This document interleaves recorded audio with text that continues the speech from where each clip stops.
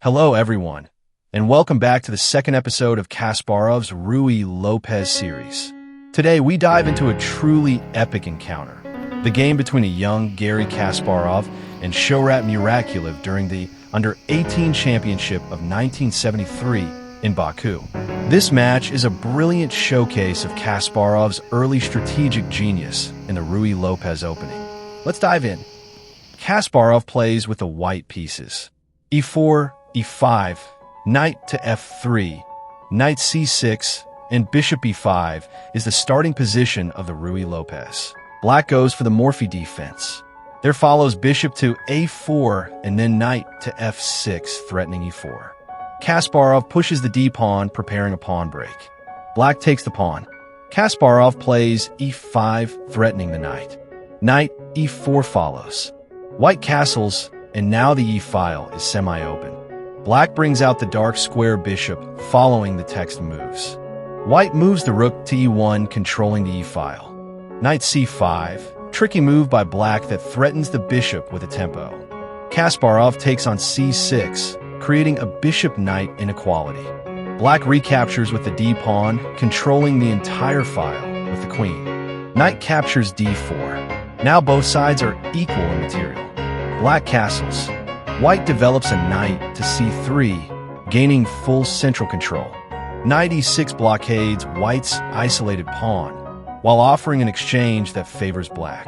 Knight f5. Kasparov tries to cause problems to Black's kingside. Black, instead of making a queen exchange, which would lead to a fast endgame, offers an exchange of bishops. Kasparov plays aggressively, pushing the pieces with momentum. He places the queen at the same file with Black king. Black replies with a direct move. Knight d4, preparing fork on c2. Kasparov ignores it completely.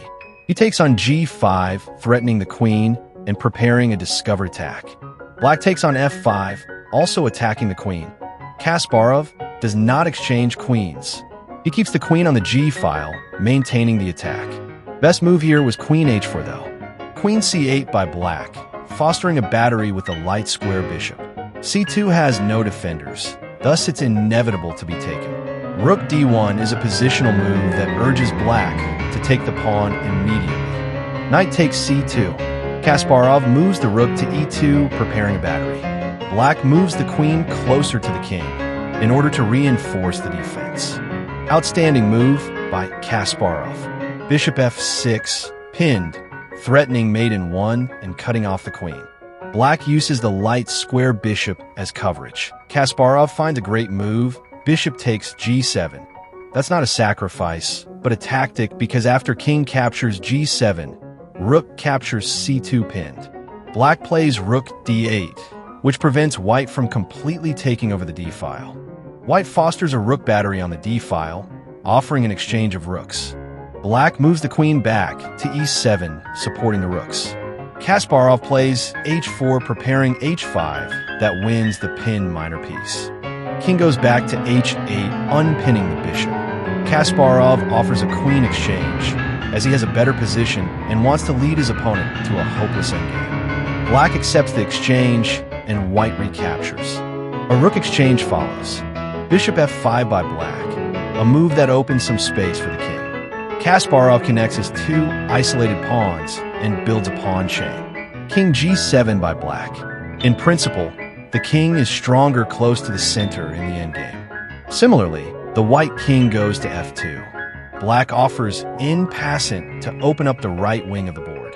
White accepts the in passant to prevent Black from creating a passed pawn. Black recaptures. White moves the king to f3, preparing g4 to kick the bishop away. Rook g8 by Black blocks the pawn push.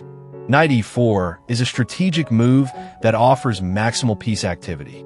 Bishop g4 check. King e3 best move to escape from the check. King g6 blunder. Knight f6 fork. Black resigns.